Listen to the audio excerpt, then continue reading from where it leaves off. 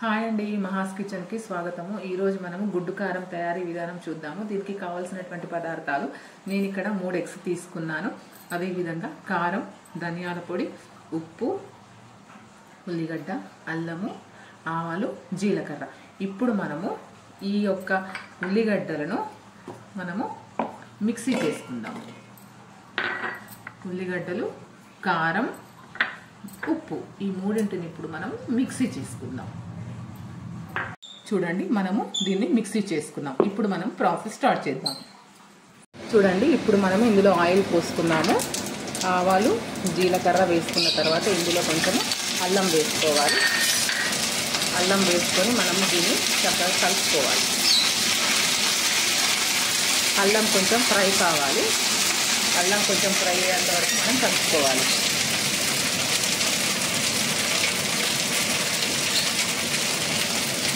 ఇప్పుడు మనము మిక్సీ పట్టుకున్నటువంటి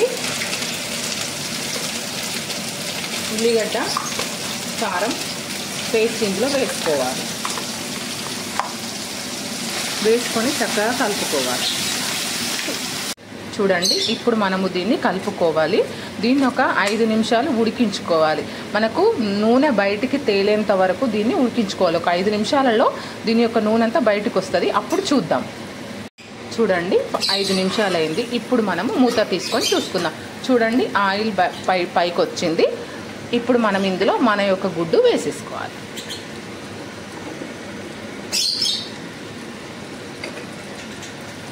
వేసుకొని ఇప్పుడు మనము చక్కగా కలుపుకోవాలి.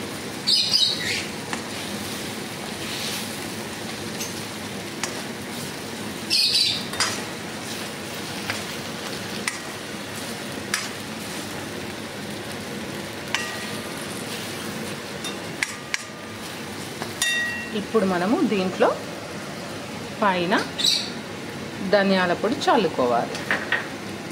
ఇప్పుడు ఒకసారి మనము కలుపుకోవాలండి. చూడండి, మన టేస్టీ గుడ్డు కారం రెడీ. ఇప్పుడు మనము దీన్ని తినడానికి రెడీగా ఉంది. దీన్ని మనము ఇది సాంబార్కి బాగుంటుందండి. సాంబార్ నార్మల్గా తింటే బాగుండదు, కానీ ఇది సాంబార్లో పెట్టుకొని తింటే చాలా టేస్టీగా ఉంటుంది.